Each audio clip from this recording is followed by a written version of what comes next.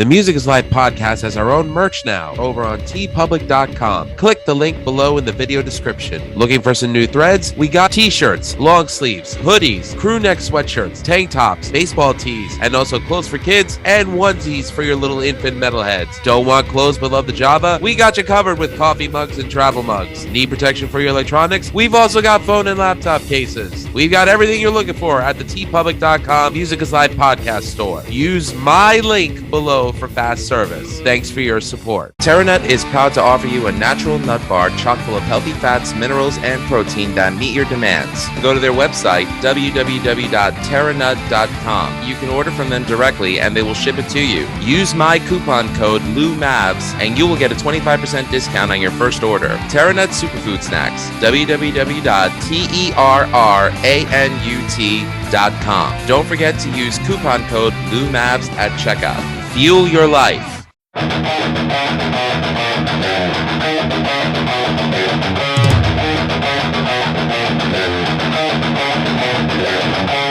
are ready and waiting for you now. If it's a fight that you deceive, we've acquired our strength through pain. No more are we pathetic and you are the reason why we claim that we've all become this way. And I regret this prison that I created for myself.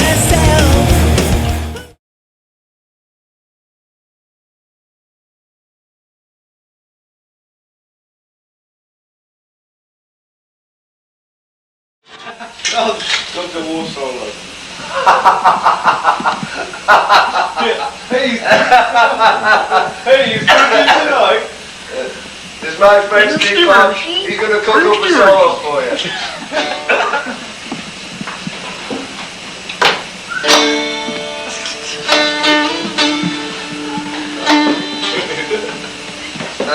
Brilliant. 15 minutes of the barbecue. Chef Leppard. I eat at Chef's new. That band was such a big part of your formative years in your 20s because of, your relationship with Mr. Steve Clark. I will admit the first that I even heard of the name Lorelei Shellist was the best episode of Behind the Music that I've ever seen on VH1. I saw you, and I was just like, blowing steam. And like, when I saw you, I was just like, that was Steve Clark's fiance. He's got good taste. And all of a sudden, it's like I heard you talk of him in this beautiful way. And you have to understand, for me as a kid growing up, when I wanted to learn guitar, my three heroes were Eddie Van Halen, Randy Rhoads, and Steve Clark. Oh my God! And they all died young. Yeah, they're all gone. Damn it! I know. But you know why? Because they gave so much in one lifetime. They didn't need to live a whole one to make sure they did their part. They just gave it all, and they were like, they fit it all in. But what I loved about your piece in the Behind the Music special was the fact that you spoke of him so differently and so beautifully than everyone else because you two had that connection on that personal level. All right, I was gonna wait until the end of the interview to say this, but I'm gonna flat out say it. Thank you for loving him the way you did, because I feel like he had those extra years of life because of you. Just my opinion. Thank you. That's so kind-hearted of you to say, and that you felt that way. And what do you want to say, Denise? And even when you were describing the rough times, it was still described with love. Do you know what I mean?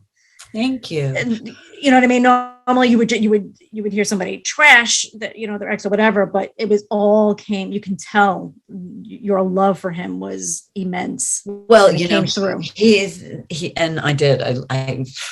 I to this day I still love him like nobody's business, but it's everybody's business because it is love. And he was one of the most loving guys.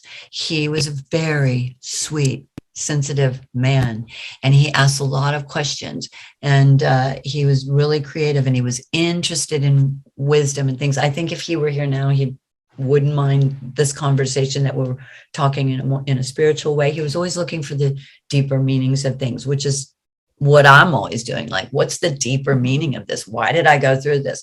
And that's why when I talk about him, either in the book or in interviews, it's really about the learning. And there's so much love in the learning. I learned so much from my experience with Steve. I was telling one of my sort of daughters today, because she's been going through rehab, and I've been supporting her through it. And she didn't realize how much I knew about this stuff. And she says, how come you know all this stuff? And I was talking to her about Steve, and she's going to be 26, and I gave her the book, and she's like, oh my God, you gave me the book. I've been wanting to read the book, and I didn't know if it was okay. But she's now in recovery, and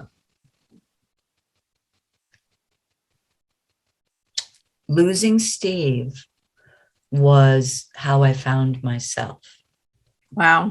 Him going through alcoholism, and then me going through Al-Anon, and learning what, my role in it was, and why I was the way I was, and why I was always trying to fix everything, because that was my distraction, fixing things.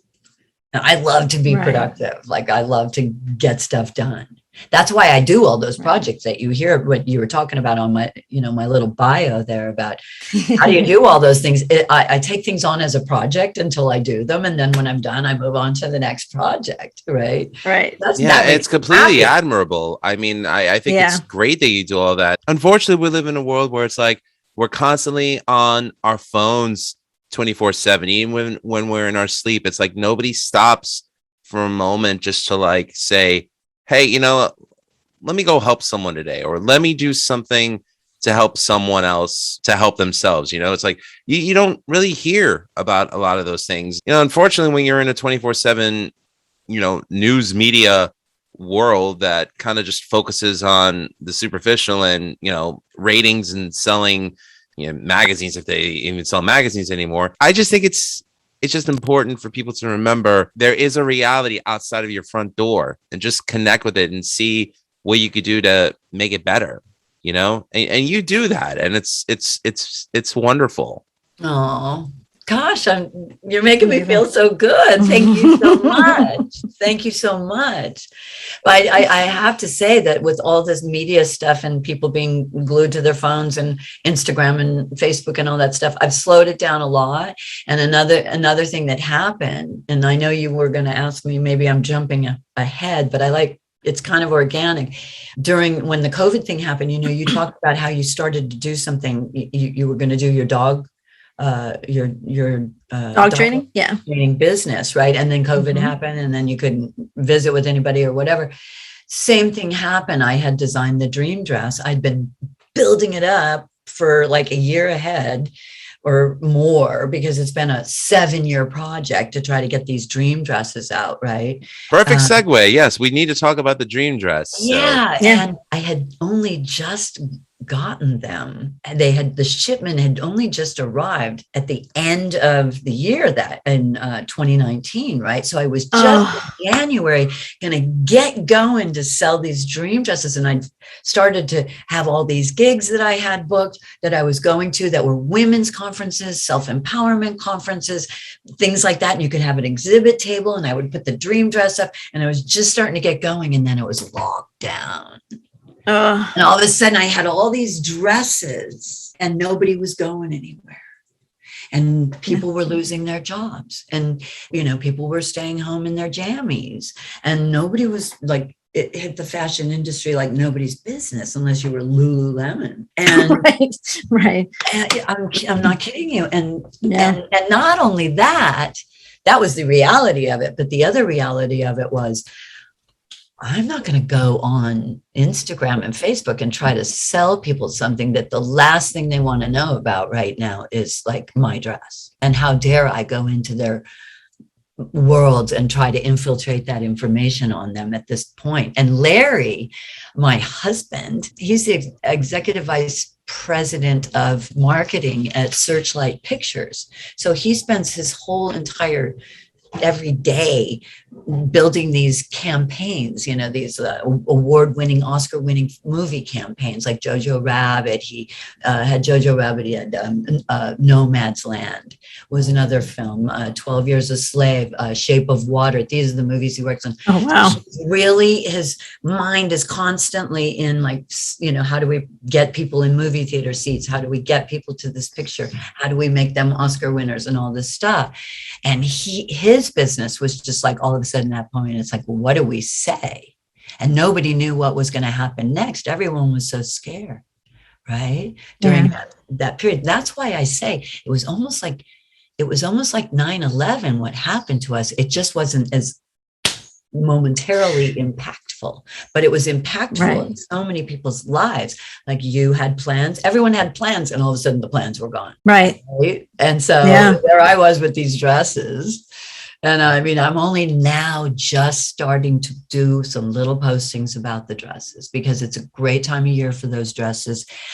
They're perfect, lightweight, but they also have long sleeves. So you're not too hot, you're not too cold. It's a great time of year for it. The color, the leopard dress is chocolate brown, like the leopard print and that sexy slit up the front where, but it's really appropriate. So you can kind of see through it, but it's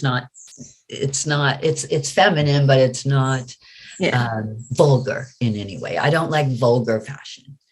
I like, I like feminine, I like utilitarian and things like that, but I don't like over the top. Like, I don't want to say names, but you know who I'm talking about. We know. So the dream dress, but the great thing about the dream dress is that it is so easy to wear and it's so comfortable and you can machine wash it. And I've done little videos where I show you how to, you toss it in delicate, you toss it in the dryer for 5 minutes, you hang it on a hanger and you're good to go. Perfect. And you can wear the thing 12 different ways. So if you're going out of town for a weekend, you can do that. You can change the way that you wear the tie, and you don't have to take a lot of stuff. Denise, I think I know what you should ask Mike for Christmas. Yeah, I know. I was just gonna say. And they're really comfortable. They're really comfortable.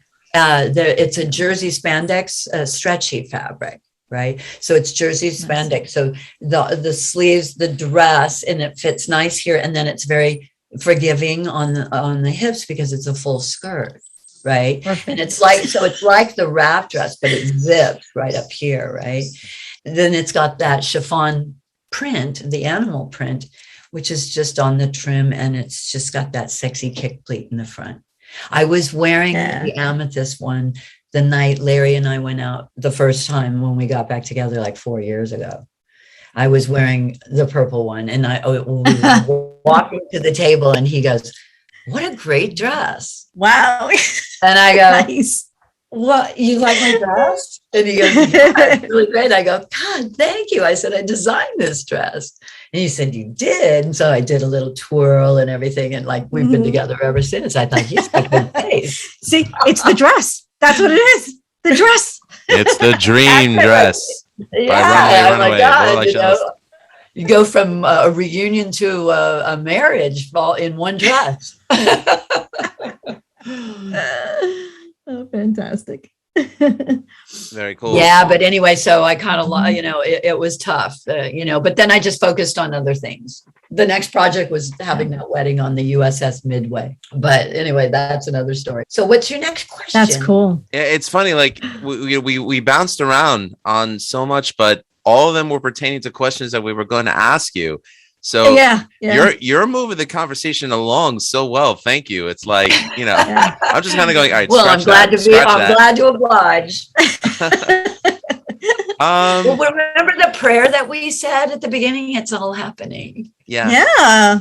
Okay. So I guess I need to bring up, it's not an elephant in the room question, but we kind of need to say it. And as a former employee of MTV, I'd like to apologize for Hysteria, the Def Leppard Story, because that was such not a true depiction of the band. Geez, they got so much wrong about that film. It was like Bohemian Rhapsody in the dirt before those movies came out. We have to ask, what was your take on it when you saw it? And were you They happy did- with Amber Valletta's portrayal of you? Hi, I'm Lorelei. This is Stephen Clark. Hi, Phil Collins. Hi. Def Leppard? Oh yeah, Valerie mentioned that. Oh, forgive me, I'm not much of a heavy metal fan. Well, I'm not that critical. First of all, You can be think, brutally honest. It's okay. No. I had an answer. First of all, I don't think that there weren't that many of those kind of biopics being made yet at that time. It was one of the early ones, right? So Yeah, I think 2001, people didn't probably know as well what they were doing. And I think they got a little too protective. And also, I think that they were budgeted. So they didn't want to pay people to be able to give them any extra input, right? Where they could have. Amber, I was living in New York City at the time, and it was after the 2011 thing, right? I mean, 9/11 thing, because I was back in New York. I'd gone back from Nashville, right? So she got in touch with me and said, who she was and everything, and said, I'm going to be playing you in this movie, and I'd like to meet you, and all of this, and get down sort of your way of being and things like that. And I said, sure, and then she came to New York, and she was going to some Vogue party. It was a magazine launch or something like that. So she invited me, and I took one of my girlfriends who was also a model. And it was after 9/11, and we hung out. She brought me in, and she's like, oh, this is Lorelei. I'm playing her in this movie, and blah, blah, blah. And so she was really sweet, and I really liked her. And she said, I really want to do a good job. I really want to make you proud and all of that. And she said, I'm going to talk to, the production and see if we can spend more time together. But production didn't want to pay for it. Like they didn't want to pay her time that it would take, that she would be putting into researching the character, whatever they do, and all of that. And they, for some whatever reason was, they didn't want her to actually do that with me, but she wanted to, and so she missed out on, it was their bad, because it would have helped. Right. It would have helped her. And I think she did the best she could. And I was flattered that they chose a pretty model to play me. So what do I have to complain about? Well, she was probably the breakout actress in the film. But I will say this, though. VH1, you done goofed. You should have spent a little bit more on production and make it a little bit more accurate. But whatever. Oh, okay. Were you there? Is that your fault, Denise? I knew there was someone to blame. I'm kidding. No. Not me. Production. I didn't realize that they paid. They pay the actresses to do, or actors. Well, yeah, everything that when an actor signs on to do a contract for a film of any kind, there are going to be all these kinds of stipulations and things that the company pays for. It's like Searchlight Pictures, if they go to a film festival and what's her name? Melissa McCarthy shows up because she played in that movie, the one about the writer. What was it called? Oh, such a great movie. Can't think of it. Anyway, they have to pay for everything from the time she starts getting her hair done until she gets home at the end of the day. Right. So really? Same thing with so Amber, she's under contract to play an actress, a character in a role. They have everything. They pay for her time. So the time that she would be spending with me, they would be paying for. And I think, they just didn't have the budget for stuff like that. Oh, wow. We I didn't understand. realize that. Yeah. Cost money, all that stuff. If there's anything you wanted to say to Steve's fans about how he felt about them, what would you say to them? Wait. Like how did Steve feel about his fans? He loved the audience. He loved the energy of the people.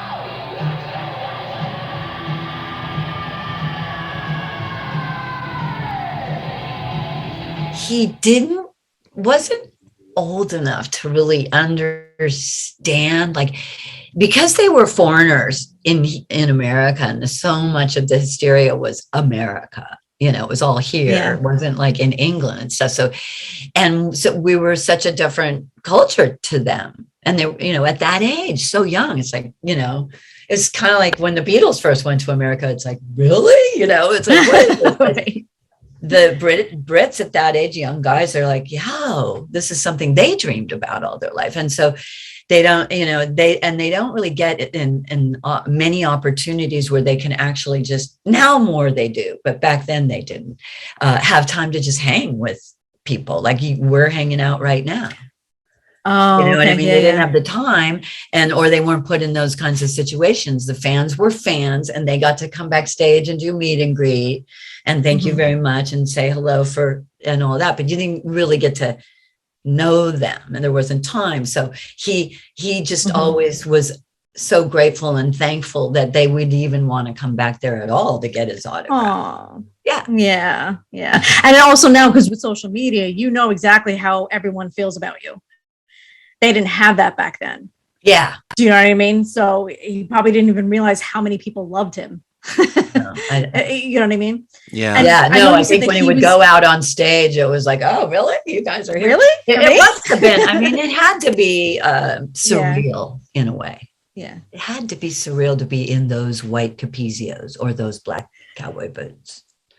Right. From that. Oh, the Capezios. That was the hard rocker's shoe of choice in the 80s. Oh, man. I told my wife, I said, I would just want to get a pair just to say I have a pair. And she's just like, God, you were born the wrong decade. I'm like, yeah, I know. I know that you said that he was kind of very shy, but when he's out on stage, was he afraid? He had stage fright. He had stage fright. Okay, yeah, he had all right. stage fright, which was, or maybe that was just an excuse to have a drink. But but then once he would go out there, like white lightning, it was like a different person. Nice. Yeah. I remember as a kid on my 11th birthday, my brother Mike, the one that I lost, he brought home for me on VHS cassette In the Round in Your Face, the concert.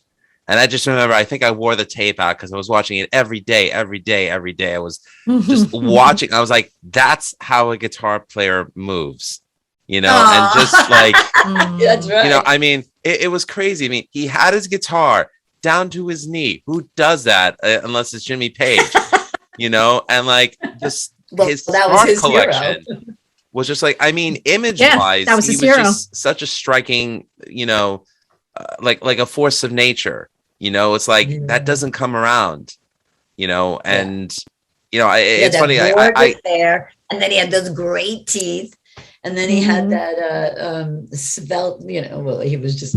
I mean, he never lifted a weight in his life. He always lifted guitar cases. And you designed his jackets, right? You designed his stage. Yeah, I did. It was really fun too. I mean, he knew what he wanted, and like, know that he was a Jimmy Page fan, right? So he was, of course, inspired by Jimmy Page. And so he let me know that. And then while he was on tour, he bought me this sewing machine, and I was sitting there in our condo in New York, and I would go down, and I was modeling down in the garment district at the time and doing shows around there. So all the, you could go down there and buy, all the embellishments and the buttons and the studs and all that stuff in the garment district. And there's an area where it's just all about accessories. And so I would go down there and scrounge through this stuff and then show him the stuff. And what do you think of this? I think you should do this. I think that, so I wanted to give him that same kind of a thing that he loved about the Jimmy Page look, but I wanted it to be, but I'm American, right? So I pulled out these Harley Davidson bandanas with the roses on them and things like that. And this was before Guns N' Roses. Okay. And so I take those things and I go, what can I do with this? Like, instead of like a rose, what could I do? And so it became like a little more gritty, it's a little more tough because it was Harley Davidson, but not that tough, things like that. That's I would great. That's find awesome. these things, and then I would make these jackets, and And then I would learn eventually, you know, what he could actually wear because he needed to be able to move. And also, I remember the first black jacket that I made with the conch belts. There's two of them. I had to make a second one because the front one, I put these conches on the front, and he wore it one night and he said, Martha, I can't wear this because it's scratching the back of my guitars. And I was like, oh my God, I didn't think of that. So I'd take the conches off it. Yeah. Yeah. So, you know, I love he calls you like Martha. Just to provide context for the listeners and watchers at home, their pet names for each other were their middle names. Steve's name was Maynard, and Lorelei's name was Martha. And that was so cute the way you would read it in like little British accents. I'm like, oh, it's like an old British couple. I love it. We used to pretend, that was our thing. We used to pretend like we were old people who had been together for 50 years, you know. Maynard, did you have your orange juice this morning? He's like, no, Martha, I don't want any. You know, we would talk to each other in these voices all the time. That's so cute. There is very sweet.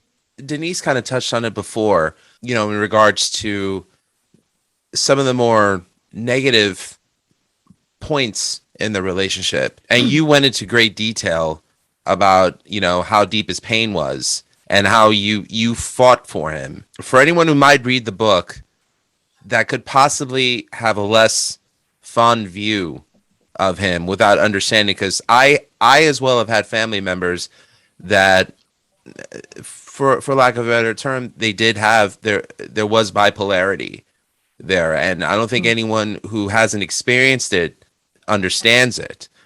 But you know, if they're reading the book and they may have like a less fond view of him because of that sickness, is there anything that you'd want to say to them as sort of a, hey, you know, slow your roll there type thing? Well, you know, you already just said it. It was a sickness. It was an illness. And, you know, bipolar, you know, back then people weren't talking about bipolar like people are talking about bipolar today. And there are more and more people who are being diagnosed as bipolar these days.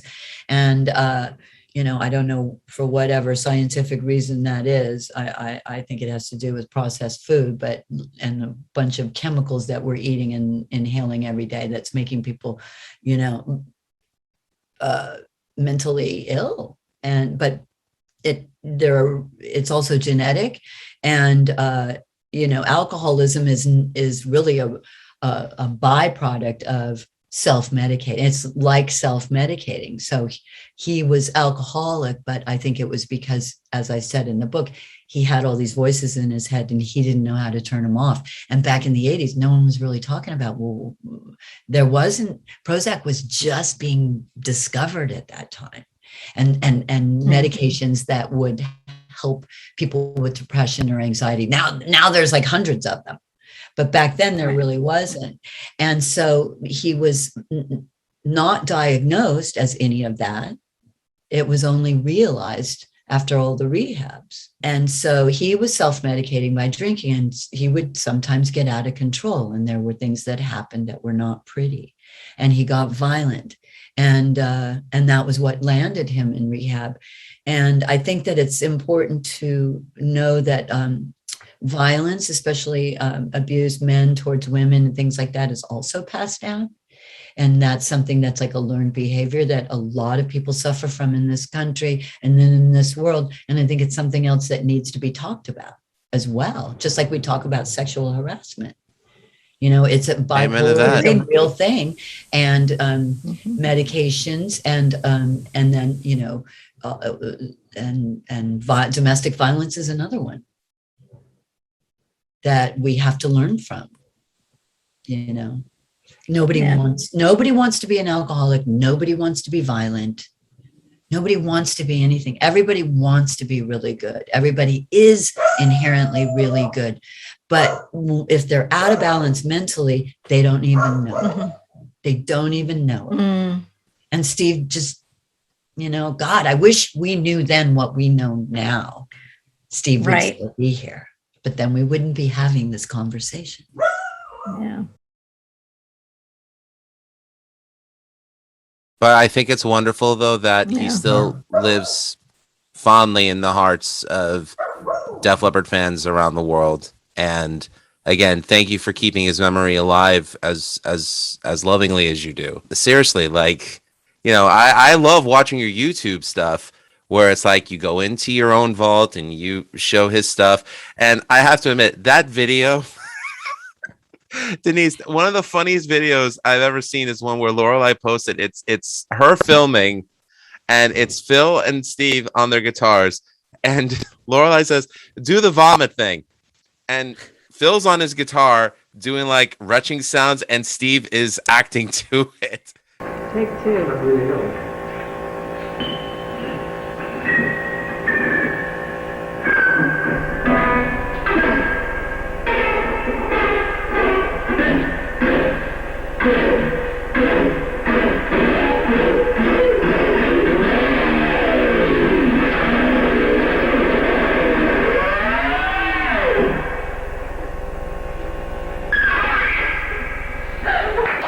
And then at the end, it does like this big elephant sound.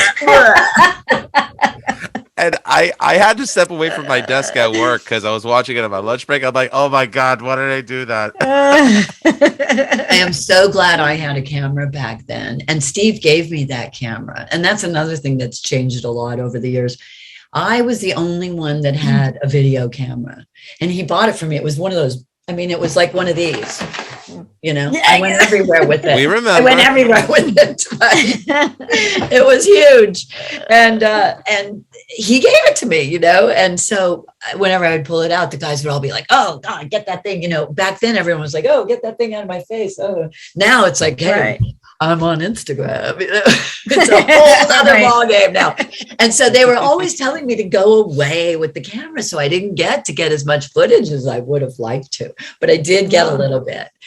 And that was funny. Backstage, that was in Colorado, and I think it was in Denver. And was that the night that the concert was filmed for the in the round? Yeah, in the round. Oh wow! Well, no, it wouldn't have been the night it was filmed because there would have been too much going on for that. No, it was more of a night where they were just hanging out, waiting for the show to start, and we were just messing around.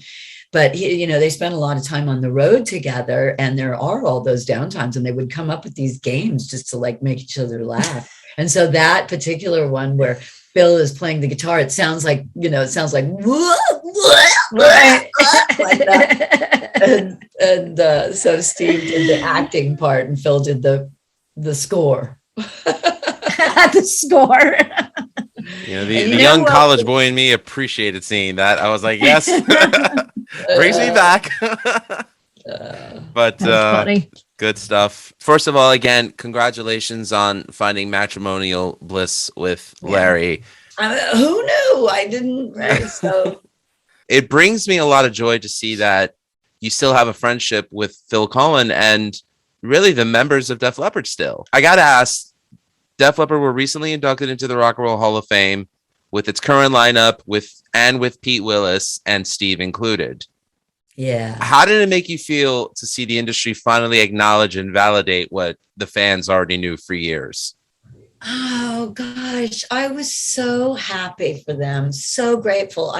I went. I was there. We were there. Larry went with me. And there were all these fans there. Oh, nice. So great. No, I was super proud of them. You know, the problem, you know, it was long overdue. That's what I think. Absolutely. I think it was long yes. overdue. Only because, but not just them getting in the Rock and Roll Hall of Fame, but getting the respect that they deserve, because, you know, people wrote them off like they were a hair, unless you were a Def Leppard fan. Everyone else just thought, oh, it's another hair band. No, they weren't just, you know, another hair band. They were great band.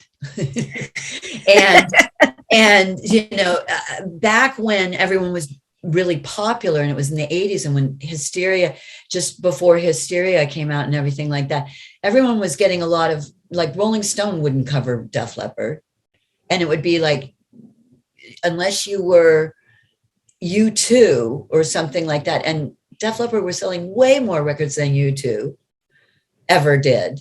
But they weren't political. Do you know what I mean? And so they didn't get that kind of respect in the industry from like magazines like Rolling Stone and people like that. And we just always thought, wow, you know, okay, I guess you don't get it. And then, basically they just worked and worked and worked and worked and worked. I don't think there has been a summer off since before COVID in years.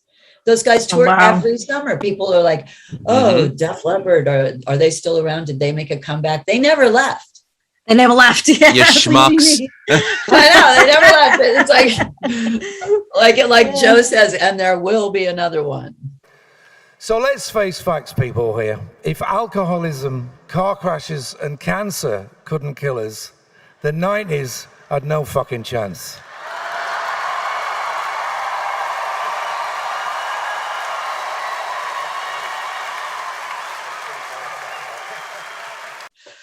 I mean, as a fan who could be objective about the material, there's the stuff that I love, there's the stuff that I like, there's the stuff that I don't like. But one thing that's never changed is that I'm sure I could speak for Denise and myself. We're still fans to this day. Like I even had Dangerous from their last album in my top 10 favorite songs list.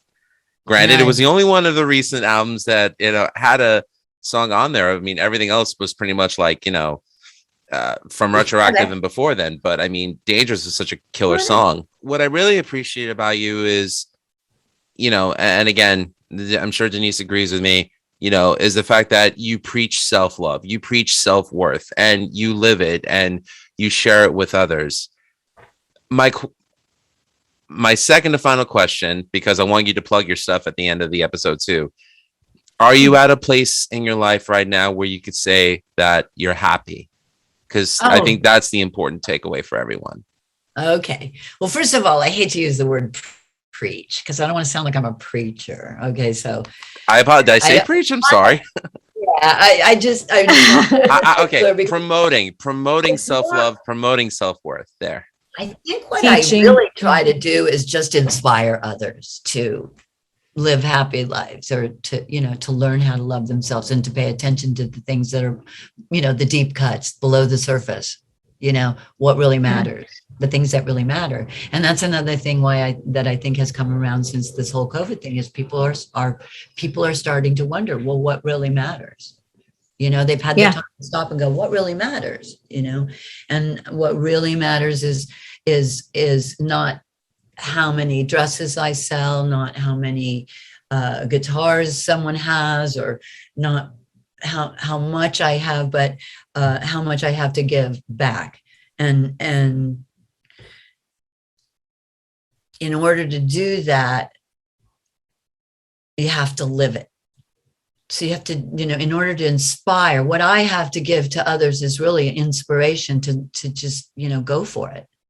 Because that's how I've lived in my life. I mean, that's all I know how to, if I were going to teach something, it would be like, here's how you go for it. You go for it. You make up your mind. And then here's all the things, the tasks that you have to do. I mean, I am disciplined like that. I do what's called these tracking sheets, right? So we got these at the university, and these tracking sheets keep me on the straight and narrow. It's being accountable. Being accountable for myself. And I think that, I don't know, I forgot the question now, but it was something to do with self-love. It's about living self-love. You have to do your homework, and I do my homework. And because I do my homework, yes, I'm happy. And I'm so much happier than I was before, because before I started working on myself and doing all the work. And losing Steve was the beginning of that journey. Right. Mm-hmm. So there were 20 years in there where I explored. I was in Al-Anon, and, I did all these programs, and I was constantly like trying to figure it out. And what I realized I need to figure out was myself, and then start to spend time with myself. And I think that's what we all need to do is pay attention to ourselves. And that's what self-love is, paying attention to yourself, actually taking time for yourself. And then, what do I want? What do I not want? And so, but it's easy to forget how to do that. It's like forgetting to brush your teeth one day. You have to keep a list and do it every day. Set your intentions, say them out loud, self-affirmations, pray, all of that. You don't just talk about it, you have to do it, because that's where the magic, the pedal's in the metal. You know what I mean? Right. Yeah. You have to drive the thing. You have to make it happen. You can't just say, "Oh yeah, I'm going to learn to love myself." Well, you have to. Learning to love is actually doing the love for yourself. You know, did I take my vitamins today? All that kind of stuff. Right. You know? Right. It sounds really silly, That's great. but we forget to do them because we're human beings, and then all of a sudden we're out of balance. We have a cold. Oh, I haven't taken my vitamin C or whatever. You know what I mean? Sometimes it's And the that's simplest things that one mean up. the most. Yeah. You're Yeah. absolutely right. If people want to know more about Lorelei Shellist, Runway Runaway, and the Dream Dress, and I promise I will post links in the bottom of the description, please tell them where they can find you on the interwebs. Yes, I know I said that wrong. Internet. Okay. I like it. Interweb. That was like what they called it early days. Yeah. Yeah. Well, there's my the collection website is Runway Runaway Collection.com, and there is where you can find the book. There's where you can find the dresses. I also have some really cool rock and roll men's shirts in there. I've got some fun hats. Did you guys cool. see that? I didn't see Denise, that. break out the MasterCard. Get us two right now. Let's go. Def Leppard forever. Oh, cool. And they come in navy blue and they come in white. And Phil and Helen, they have, and the baby have one. Everyone else doesn't have one. They're not really hat people. I don't think you'll see Joe in one of these, but Probably everyone not, has one. but I'll wear one. I want to give a shout yeah. out to the diehard Def Leppard fans, or the Def Leppard diehard fans Facebook. Do you know that group? I do not, but let's plug them. You don't know Karen Fairchild, who has that? I cannot say that I do. Okay, write that down because you got to link up with her. They're putting out a book. It's a fan site, and there's over 10,000 fans on it. And oh wow, they were all at the Rock and Roll Hall of Fame. Well, not all of them, but many of them were. And you'll get more people to hear you if you check in with her and tell her I sent you. So it's either Die Hard Def Leppard or Def Leppard Die Hard. But I made these hats for them, so they're buying them, and everyone's getting some. It's nice. Yeah. Well, I'm definitely getting one. Denise, Merry Christmas. I'll get you one too. Thank you. And then LorelaiShellist.com is the other stuff, more spiritual stuff and things like that. One's fashion and one's more personal. Plus, I sell Avon. I'm an Avon lady. I'm an Avon lady. Yes, I am. On my Lorelei Shellist Facebook page, that's where I show you all the latest Avon things. And I think it works. I mean, I don't look a day over 90. Oh, you're gorgeous. Stop it. You're fabulous, darling. Seriously, flawless. How? You gotta tell me what your regimen is. Good lighting. Self-care. Self-care. Walk your walk. Walk the talk. Do the work. Yeah. And I really cannot put over how great this book is. And the best thing is, if you order it from Lorelei directly, she will sign it for you. Yes. And if you tell me you want me to dedicate it, then I'll dedicate it too. I didn't know, you didn't give me any instructions when I sent that in. I don't like to impose on people. I'm just grateful for what I get. So Should have just said, and I would have put it in, because you never know if somebody's giving it as a present to someone else. Oh yeah, that's true. Yeah. Then you know what I'll do? I will This is what I'll do. I'll order another one. And give that one away. Give that one away. I'll put this one For up for present. charity because a couple of us at Outside Review are going to do a Christmas charity thing. We actually have a drum head that's signed by Dee Snider that we're going to raise money for Melissa's Wish, and this will also give to we'll give the money to the AVG fund. Okay, I'll tell you what. You thank guys you. order a couple of hats, and I'll throw some books in there in the order. That is really cool. Oh, thank you. I'll Awesome. donate the books, but I got to sell the hats.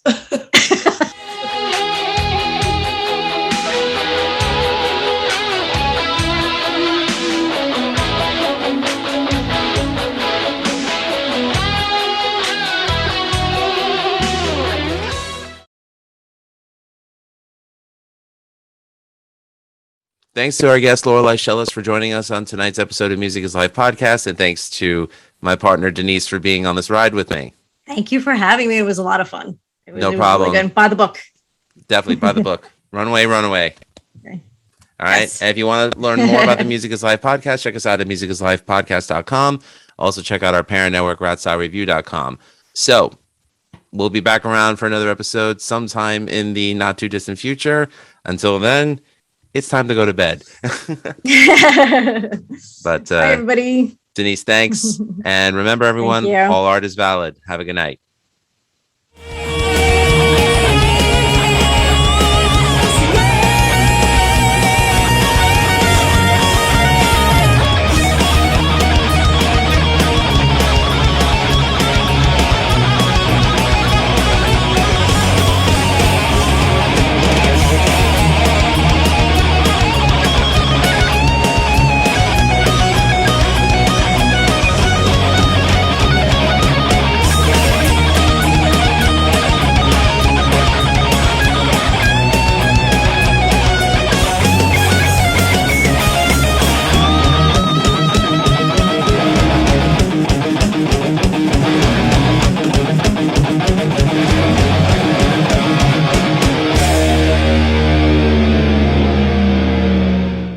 So we gave you our top 10 favorite Def Leppard songs. We gave you Lorelei Shellist. How do you top that? We have Helen Collin joining us on this podcast as well. So this is a Def Leppard loving podcast.